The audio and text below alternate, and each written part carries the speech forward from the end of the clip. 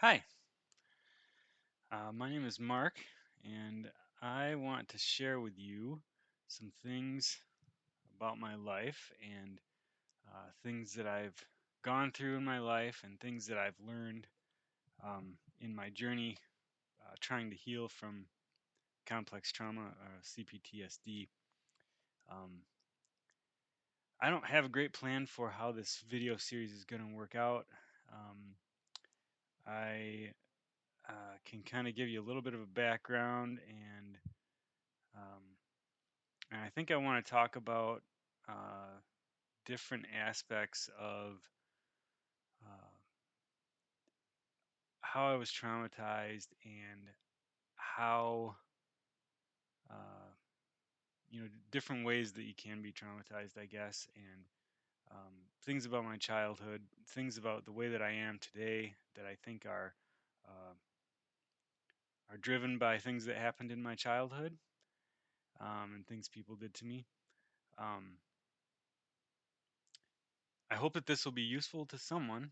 Uh, there was a lot of pain associated with it, so I, it'd be kind of a shame for me to learn something about how to heal from this when I think that this is a pretty widespread problem that people are abused and neglected in their childhood, and they have issues their whole lives, and uh, it's it's a topic that has been uh, more widely accepted and explored in the past few years, and I've really only been working on this and had a realization of this in the past. Uh, I guess it's been a year and a half or so. A little bit about me. I'm an engineer. Uh, you know, college educated. Um, like to work with my hands. Like to build stuff. Um, and I grew up in a big family. One of 7 kids, and uh, I won't talk too much about my family right now, but we'll get into that as we go forward. Um, Most of my trauma is associated with my parents and my sibling, um, and how we interacted and how they still try to interact with me today. And so this is sort of a uncomfortable subject for me. It's very personal, and putting it on the internet is probably not something I would have guessed I would ever want to do or be inclined to do when I started this journey. Like I said, about a year and a half ago. So um, I don't think I have too much else to say in this video. Uh, but you can see me and you can see that I'm probably not the most confident person in front of a camera, and there's reasons for that, which we'll talk about in the future. I'm working on it. Um, when you don't like yourself, it's a little bit of a challenge, of course. I like myself more than I did previously, but still working on it. Um, so yeah, this is kind of a quick intro, I guess, and I think I'm going to try to put together topics and try to somewhat make this a little bit coherent. Um, there's a lot of details and a lot of stuff that I think it's going to be difficult to convey to you. So I want to have some kind of structure and uh, make it so that it's searchable and usable and digestible.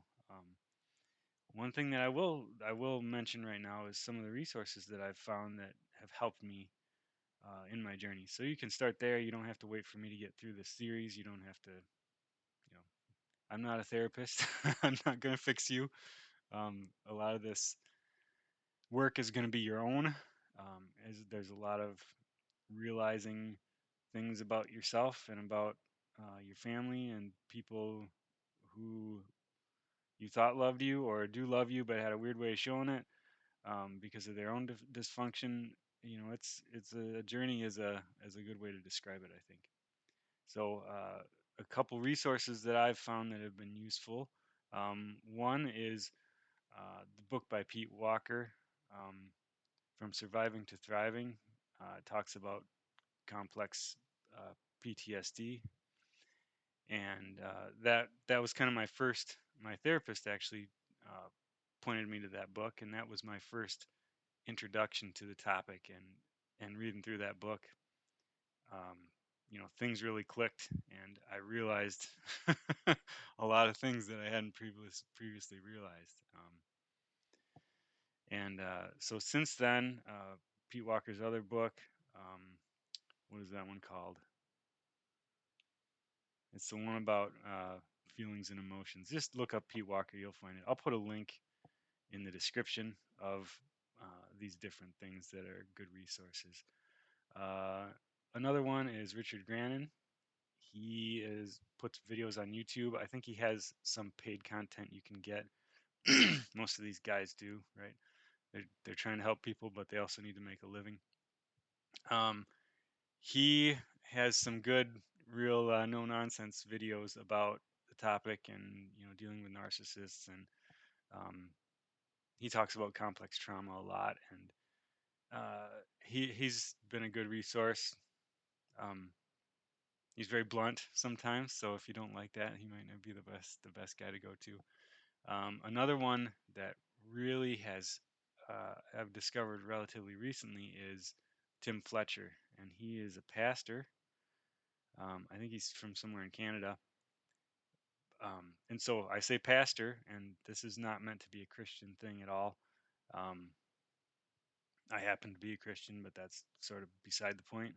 Um, he does a very good job of, he's giving these talks in a church. He splits it up into, this is the psychology part of it. And then he says, all right, we're going to take a break. If you're not interested in the church stuff, you can go on your way and nobody's offended. And, that seems like a really good approach to me. So if you don't not interested in the church part of it, it's you don't have to do that. Um, if you are interested, it gives you a good perspective on some of the things that he talks about. So I will link those in the description. I will work on getting some topics written down, and then I'll figure out how I'm going to sort of unpack this for you. I don't know how long this is going to take. um, it's going to be a whole thing, I'm sure. But if you're watching this and you think that you're doing research into this topic, hopefully these videos will help you.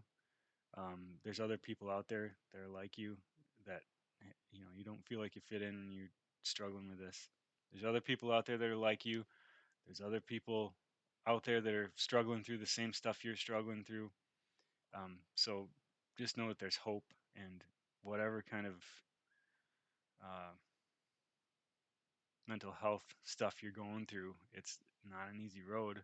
But I think that uh, working through that is one of the best things. Working through those things that can be corrected, or new things you can learn, is one of the best things you'll do in your life. And you don't have to be miserable, especially with CPTSD. It makes you really miserable.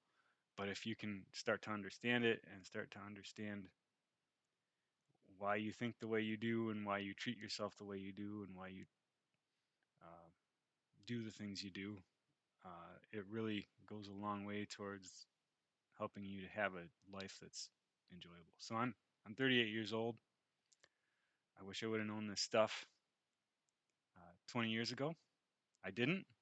Um, at least I'm not 99 years old and learning this stuff. So it's sometimes hard to not feel like you lost something, or some part of your life that you could have been enjoying. But if you're 60 or 70, you still got life ahead of you. If you got a day left, it's worth doing this.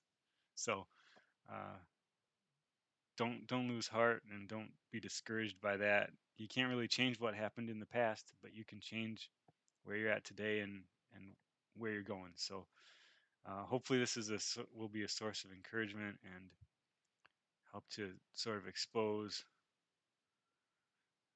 some things to you that help you to understand yourself better, um, and then it will be useful for you. So, thanks, and I'll see you next time.